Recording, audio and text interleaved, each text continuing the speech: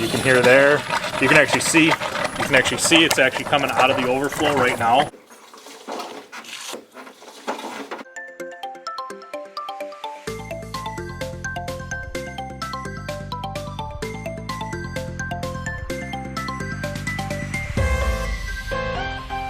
What is up, guys? Thanks so much for stopping by at the channel. Today we're going to show you guys how to check for head gasket leaks or possible head gasket leaks. But before we get started, I'm just curious if you would even dare to put this decal on. Let me show you what I'm talking about. So this is an idea from a buddy of mine named Rory. He actually has a YouTube channel, Duramax Diesel. You've probably heard of him before. But the message is stay tuned because I always say it in my videos, but it has multiple meanings also. It's got the EFI Live emblem on it, and it's pretty much telling the world that you tuned your truck.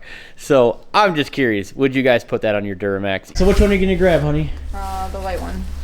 All right, you wanna put it on? Sure. Where do you wanna put it? Over here.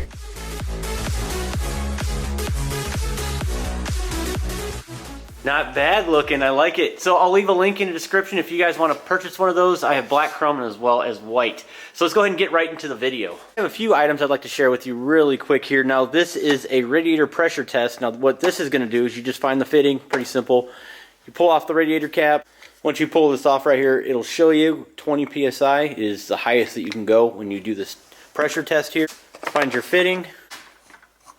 You plug this guy in right here, and then once you do that, go ahead and just start pumping away until you get up to that 20 PSI mark, and just let it sit there for about 3 to 5 minutes.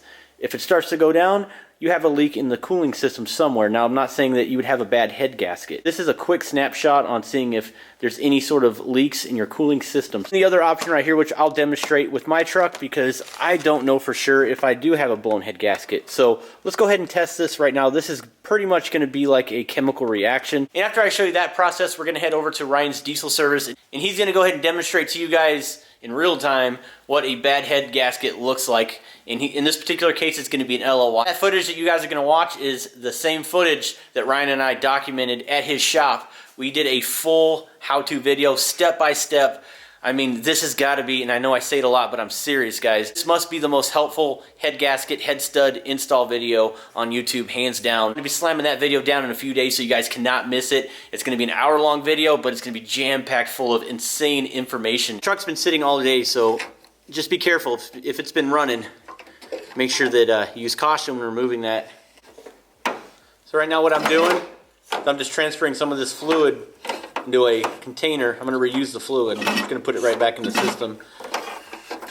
But I kind of sort of want to drain this out a little bit because that test fluid is basically a chemical reaction with the gases. And you suck some of that coolant in there, you're going to have a false reading. It's just not going to work out for you. Now the fun begins. We'll go ahead and insert our test tube right there. And you'll see the little fill line, which is right here indicated. Go ahead and fill this blue up all the way up to that fill line. You'll have a little barb fitting right here. Just connect this little overflow tube right here, like such. And go ahead and just cap it off.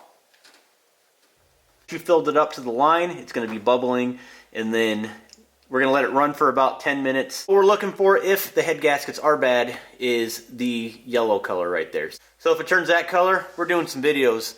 So, alright guys, stay tuned. I'm going to go ahead and start the truck, let it idle. I'm going to go ahead and take this thing off though.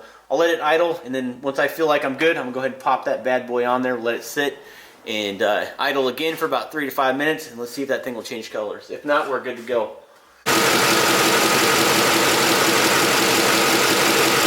Alright, so at this point you want to go ahead and take this end right here, hook up to a squeeze ball or maybe a brake bleeder. So we're going to go ahead and vacuum this line right now. We're just going to start sucking the air and see if we can get the exhaust gases to mix with the blue stuff, see if it changes colors.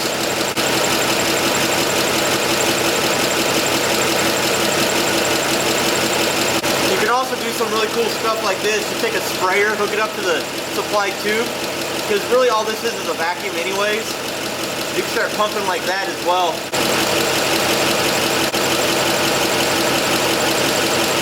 Alright, so I'm going to go ahead and call this one a wrap.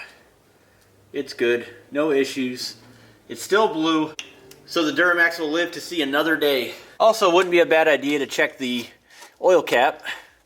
Just flip it over. It's not always an indication because sometimes moisture does get built up, but if it sort of looks like chocolate milk inside there, just pasty, gooey nastiness, That very well could be a good indicator that one of your head gaskets or both have failed. Guys, I was hand pumping for about 3 minutes or so, 3 to 5 minutes. I had it bubbling a little bit, but that blue did not change to yellow, so I'm good to hook. So let's go ahead and head over to Ryan's diesel service and let Ryan explain to you guys what we found over there. Guys, we got a 2005 GMC 3500 that's here. Got head gasket issues.